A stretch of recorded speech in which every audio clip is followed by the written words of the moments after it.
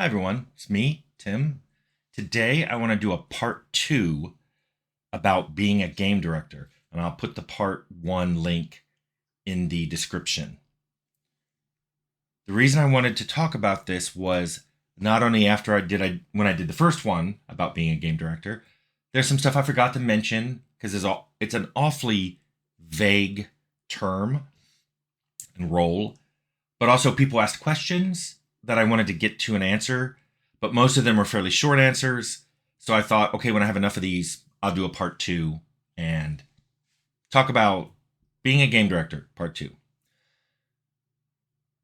One thing I mentioned in that video and other ones is that when I play games now, I am overly critical with them.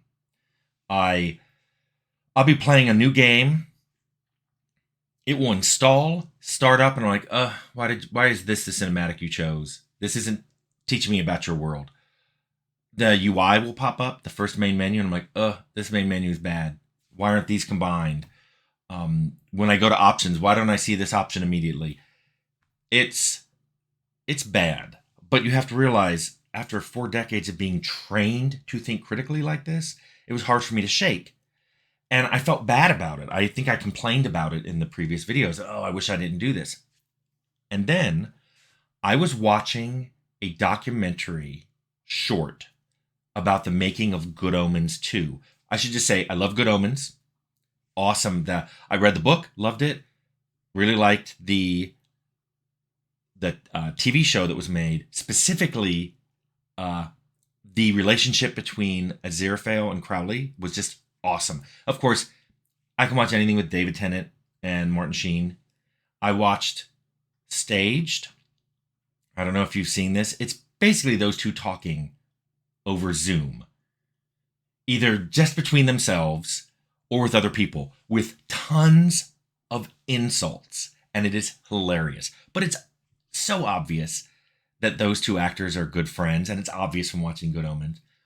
But what struck me during the short was Neil Gaiman, famous author, love his stuff, Coraline, The Graveyard Book, all great stuff.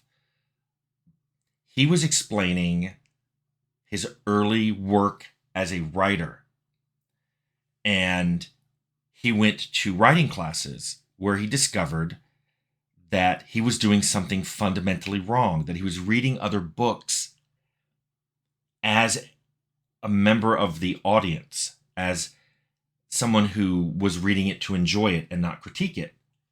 And he learned that no, you should read a book as a fellow craftsman, which is very different. It's more critical, it's more judgmental in a way, but you have to admit you're not trying to enjoy this story. You are trying to learn from it, which means this is what they did good and this is what they did bad.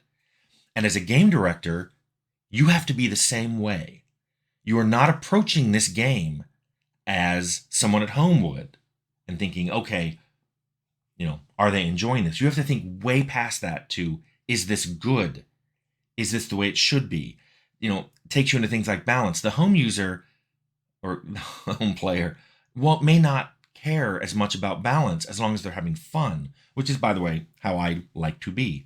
But if it's too unbalanced, if the tone changes too wildly, if things are inconsistent, contradictory, you want to make those changes, even though many people who are playing the game won't notice and some who notice won't care. You still want to make those changes. And as a game director, you are going to touch everything in the game: design, code, art, music, not just your specialty. And this is something for the longest time, I was like, I'm not sure I should touch art. But then it occurred to me, I can't play a single instrument. But I was the one who provided all the source material for the music in Fallout because it really mattered to me. I cared about the music in Arcanum and Temple. I like getting involved in the audio part of games. Sound effects, especially. I will often go back to the audio department and go, this sound effect sounds wrong. And I'd have reasons for that because I think that's really important. It's a part of the game experience that often people think of last. It's like, oh, I got this weapon. What does it look like? How does it fire and all this? And you're forgetting the fact that, there's so much other stuff to this weapon that's part of the player experience. The sound of it reloading, the sound of it firing, the sound of a hit, the sound of a miss, the sound of a critical hit. So those are all things that you have to dive into. Now, as I got older and my color blindness got worse, it was much harder for me to have art critiques that A, could be taken seriously, and B, I was 100% sure in the validity of, because I was seeing far less of the artwork the way the artist intended, which is why I was super happy on Outer Worlds that Leonard kind of took care of all that. But one thing I did do, and I didn't do it enough early, keep in mind, game director is only a role that appears next to my name in Outer Worlds. But I certainly acted that role in Fallout, in Arcanum, in Temple, because everything I just described to you are stuff I did in those games. I played it, I worked on it, I looked at it all critically, even areas outside my specialty, and I was the final word in a lot of these. Now, I shared that in Arcanum with Leonard and Jason, the same way I shared it in Outer Worlds with Leonard, but that didn't mean I didn't make comments to Leonard about art and narrative, for example, in the Outer Worlds. So you will play this game. You will play the game if you're a game director more than anyone else on the team, with the possible exception of QA. And the reason sometimes you'll play more than them is QA approaches their work very differently. Someone in QA, their job is to find bugs and imbalances, but they frequently replay levels over and over and over, where often as a game director, you'll jump in to random spots and just play. And sometimes you're jumping at the beginning and see how far you can get, because you want to see vertical slices are important, where you have a level that has all of the features in it that the player may want to do. So this level supports combat and stealth and dialogue and crafting and getting companions and all the things you want to be able to do in the game. But you also have to think about what I call the horizontal slice, which is, how is the game longitudinally from beginning to end? Does it feel right? Is the pacing correct? Those kind of things that you can only get from a long play. And there are people in QA who do that, but a lot of people in QA are replaying the same areas every day, sometimes with different characters, to see how that works. So I'm saying, in addition to QA, no one is playing the game more than you. And you have to play the game a lot, and you have to be critical in a way that the home user won't, because every player is different. But you have to make sure that you're trying to craft as good of an experience for all of them, and not just people who play just like you. So I may not like playing a pacifist playthrough, but I want to make sure that those people have fun. I may not like playing someone who talks to everybody all the time, but you want to make sure that that player has fun. So that's something that's really important for a game director to do, even if that's not how they normally play. And let me get back to what I was talking about with playing the game from start to finish. People have asked about this on the channel, and it's called maintaining tone. And this isn't just a balance thing. It's tone is like, remember that you as the game director wrote those design pillars. So even though you may not write every design document, you almost certainly won't write every design document. You'll write a lot of them, but you're not going to write all of them. The ones that aren't written by you should still comply with those design pillars. And when you play the game, you should never find anything that is violating one of those design pillars. So it's important to play the game from start to finish with those design pillars in mind.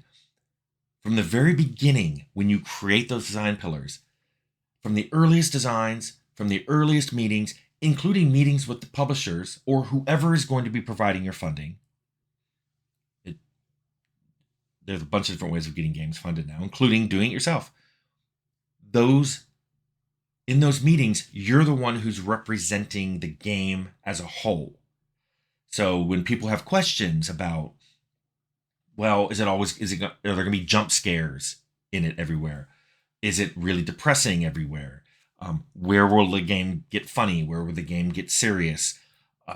where we'll have opportunities to dive more into the lore on this. Where are there places where you might learn a mystery or two that's a complete side quest? How many of those mysteries will get solved by the end of the game? These are things as a game director you should just be able to know and answer, because no one should know the game more than you.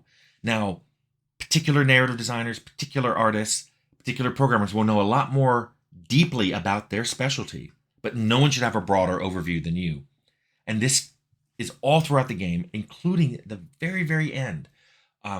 You're the one who's probably checking every level, checking every item, every character, to make sure that it not only supports those design pillars, but that the tone and feel is right. Balance is an issue here. I didn't do it enough early on in my games, which is why, like, when I talked about Fallout, I mentioned maybe First Aid and Doctor should be combined.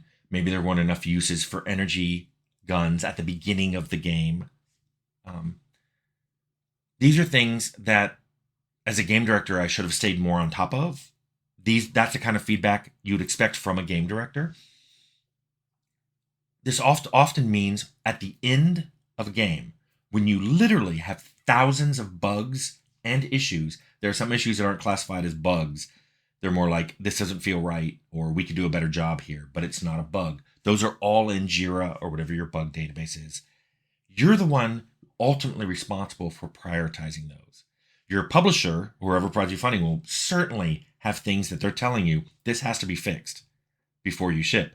But there's a lot of other things that you decide on the priority of, and that won't often be in agreement with everybody on the team. But nothing ever is. If you tried to put a committee together on that, you're never going to get the committee to be 100% in agreement on any of these things. So yes, you listen to your leads, but ultimately you're the one who's prioritizing a lot of these issues. That's why every game ships with some bugs, with some other issues, because if you cannot get to all of them, and in big, complex games, you almost certainly won't, the game director is the one who's prioritizing all of that. Don't always do a good job. Certainly we've shipped with things, people go, I can't believe they shipped with that. But, if you explain, yeah, I know that's really imbalanced, but we were looking for a crash bug. Certainly the crash bug probably has priority over an imbalance of a particular play type in a particular set of levels. It's never a good answer, but since you usually don't have enough time to do everything you ever want, and maybe you shouldn't, because look at my videos on Arcanum that we put everything in the kitchen sink in there, and I don't think that was necessarily a good idea. The game director is the one who's holding all this stuff in their head and trying to prioritize and get everybody on the team in the same direction with the same tone, making the same game. That's kind of the overriding rule of what a game director does. So I hope this answers some more questions that came up on the first video. If you have any more questions, leave them here. Maybe I'll have to do a part 3. But being a game director is a complex role. And the nature of the role is that it's a little more vague than something very specific, like you are the sound effects audio guy. That's a very specific role. So a game director often finds themselves wondering, did I get everything done? Did I look at everything? Did I prioritize everything correctly when the game ships? It's part of the role. Anyway, I hope this answered as many new questions you had as the first one did.